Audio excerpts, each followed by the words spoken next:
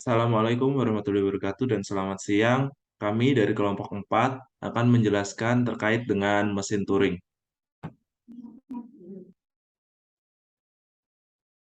Pada kelompok 4 ini kami beranggotakan yang pertama ada Cindy Nabila Novianti, lalu Kevin Alifian Hernanda Wibowo, dan yang terakhir adalah Yulisia Malika Pinkantanga.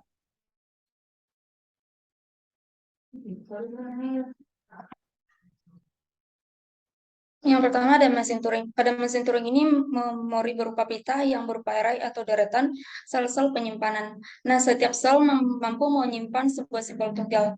Pita tersebut tidak mempunyai sel pertama dan sel terakhir. Nah, pita dapat memuat informasi dalam jumlah tak terbatas dan dapat diakses bagian manapun dari pita dengan urutan bagaimanapun. Nah, terdapat sebuah head yang menunjukkan posisi yang diakses pada pita. Head ini dapat bergerak ke kanan atau ke kiri untuk membaca input dari pita dan sekaligus juga bisa melakukan penulisan pada pita atau mengubah isi pita. Selanjutnya, mesin Turing bisa dianalogikan seperti komputer sederhana dengan sejumlah state sebagai memori, pita sebagai secondary storage, dan fungsi transisi sebagai programnya. Eh, Kemudian, terdapat 7 tupel dalam mesin Turing. Yang pertama, Q menunjukkan himpunan state, yang kedua, sigma.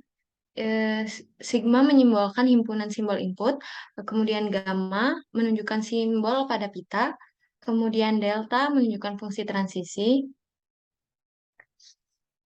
kemudian S besar menunjukkan state awal, F besar menunjukkan himpunan state akhir, dan ini blank menunjukkan simbol kosong. Adapun mekanisme kerja mesin Turing. Cara membaca fungsi transisi pada mesin Turing yang pertama yaitu eh, Q1 menunjuk head, Q1 menunjuk B sebagai head. Nah, lalu misalnya head ini benar menjadi B, maka bergerak ke kanan. Lalu, misal ini ada fungsi transisi ketika Q1 menunjuk A sebagai head, maka di dalam Q1 itu akan dirubah menjadi B, lalu akan bergerak ke kanan. Dan yang terakhir ini adalah fungsi transisi jika Q1 menunjuk blank sebagai head, maka diisi di Q1-nya itu menjadi blank dan bergerak ke kiri ke Q2-nya. Lalu di sini ada contoh soal terkait dengan mesin Turing. Di sini diketahui Ki itu adalah Q1 dan Q2, lalu sigma itu ada A dan B, lalu gamma itu ada BAA, dan F ada Q2, S itu ada Q1, fungsi transisinya sama seperti tadi. Nah, kita misalkan contoh, yaitu misal pita yang akan dibaca adalah ABAABB. Nah, ini adalah cara pengerjaannya. Jadi yang pertama sesuai dengan contoh soal tadi, kita dapat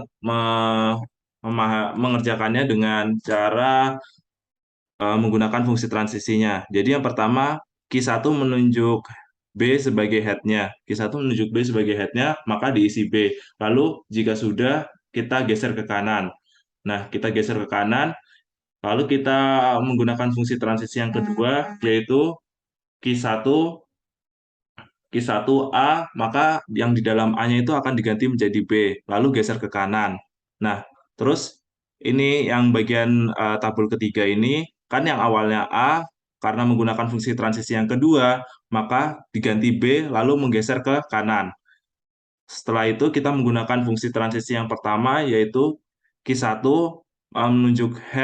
menunjuk B sebagai head, lalu diisi dengan head, lalu bergeser ke kanan lagi. Nah, yang terakhir ini ada kita menggunakan fungsi transisi yang pertama yaitu Q1 menunjuk B sebagai head lalu bergeser ke kanan. Lalu kita menggunakan fungsi transisi yang ketiga yaitu Q1 menunjuk blank sebagai head lalu bergeser ke kiri. Nah, nah ini berarti bahwa dan berakhir di Q2 berarti bahwa pita tersebut dapat diterima oleh mesin Turing.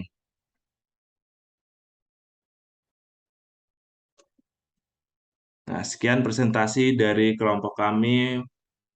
Kurang lebihnya mohon maaf. Wassalamualaikum warahmatullahi wabarakatuh dan selamat siang.